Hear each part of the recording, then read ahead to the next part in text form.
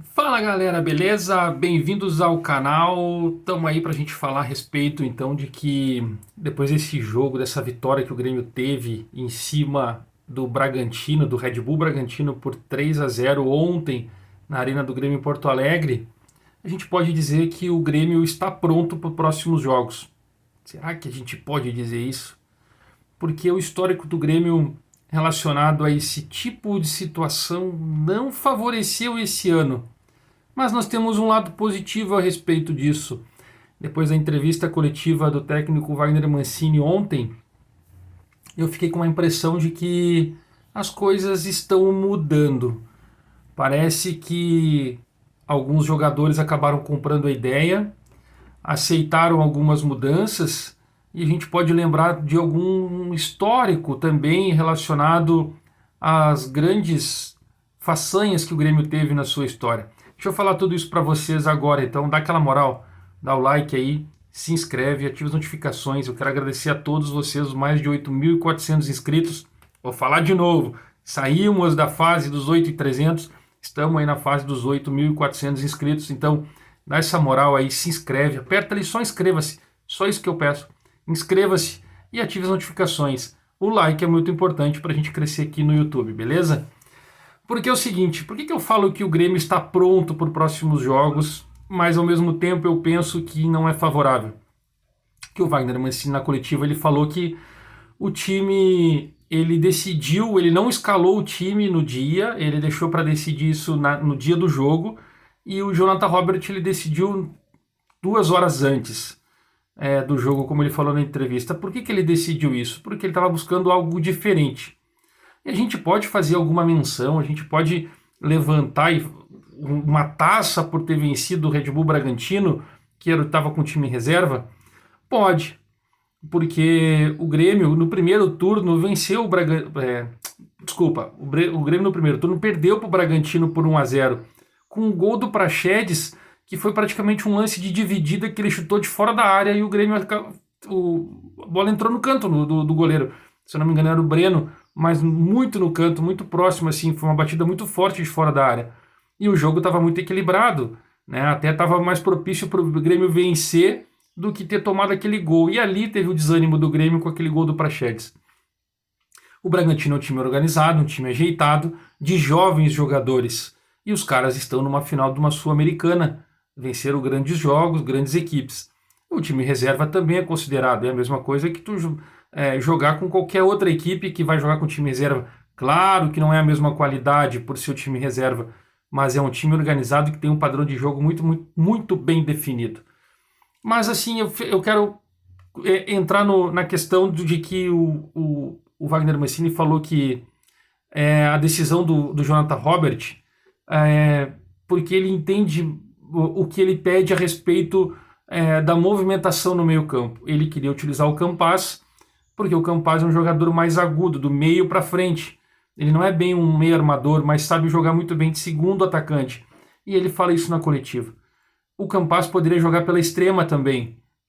Então ele fez uma posição, ele mensura ainda que ele fez posicionamentos com os jogadores, colocando o Campaz como um segundo atacante. Aí descia o Ferreirinha fazendo um homem de meio campo junto com o Jonathan Robert. O Jonathan Robert fez a função do quarto homem de meio campo.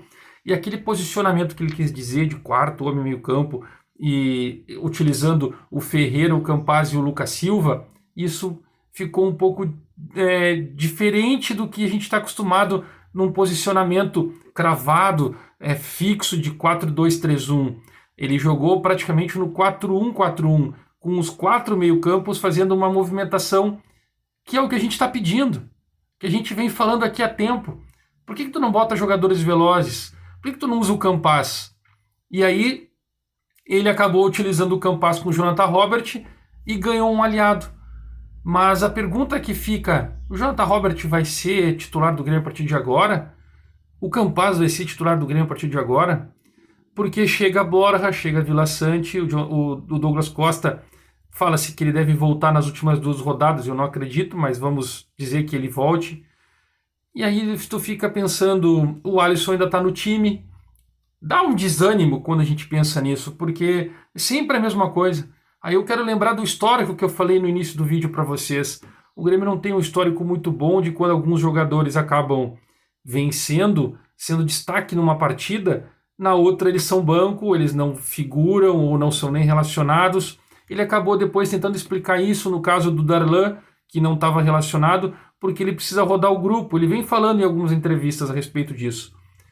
Mas o histórico que eu quero dizer é o seguinte, eu quero lembrar de vocês do Ricardinho, que foi bem algumas partidas, e depois o Grêmio ele ficou nervoso, começou a perder alguns gols, que era natural pelo momento que estava passando, o Grêmio precisava entender, mas as derrotas não passavam só por ele ainda fazia gols, mesmo perdendo gols embaixo de dentro da área, ele acabou fazendo gols, mas a gente pode dizer que o Diego Souza perdeu gol, a gente pode dizer que o Alisson perdeu gol, a gente pode dizer que o Ferreirinha é o maior perdedor de gol desse time, e aí os caras estão jogando.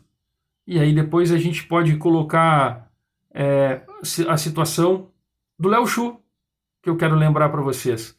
O Léo Chu fez um golaço contra um Grenal, de fora da área, de perna direita. Dali ele jogou mais uma partida de 15 minutos e foi embora do Grêmio.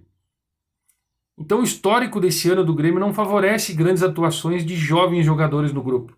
Eles são sempre descartados depois, não figuram. Vitor Babicin voltou a jogar agora, Fernando Henrique nunca mais. É difícil. O Wanderson perdeu lugar pro Rafinha, mas até poderia entender que ele perdeu o lugar pro Rafinha por uma questão psicológica, que ele é um pouco mais afoito, e o Rafinha daria uma consistência de marcação. O Rafinha não subiu tanto nesse jogo, ele ficou mais postado. Bruno Cortes também. Bruno Cortes teve 2 subidas no ataque, e enquanto isso o Rafinha ficou. O Rafinha, nesse jogo de ontem, ele acabou subindo e o Cortes ficou. Então o Grêmio ficou com a sua linha de 4 defensivos ali, muito bem marcado, muito bem postado. E o Thiago Santos cravado na frente. Por isso que eu falo no 4-1-4-1. Porque o Lucas Silva chegou na área e fez gol. O Lucas Silva fez virada de jogo, fez a infiltração. Então, o Grêmio está preparado. O Grêmio está montado para os próximos jogos. O Grêmio vai jogar contra a Chapecoense rebaixada, o próximo jogo. Depois pega um Flamengo com time em reserva. E o Wagner Mancini vai montar o mesmo time para a Chapecoense? Na entrevista ele deu uma ideia de que isso não vai acontecer. Ele deu uma ideia de que o Grêmio vai jogar com um time modificado de novo. E aí eu fico pensando, cara, o Campaz se achou no time. Ele deu movimentação, ele deu passe, ele deu drible, chutou a gol, se lamentou que perdeu um gol dentro da área. O Jonathan Robert bateu aquela bola de fora da área linda. Quase fez um gol com 1 minuto de jogo, de trivela, de 3 dedos. E eu venho falando aqui, quem quiser me acompanhar no canal, procure o Jonathan Robert depois que voltou do Famalicão. O cara, ele entende taticamente, ele entende o que precisa ser cumprido taticamente, porque ele acabou pegando na sua formação uma bagagem europeia.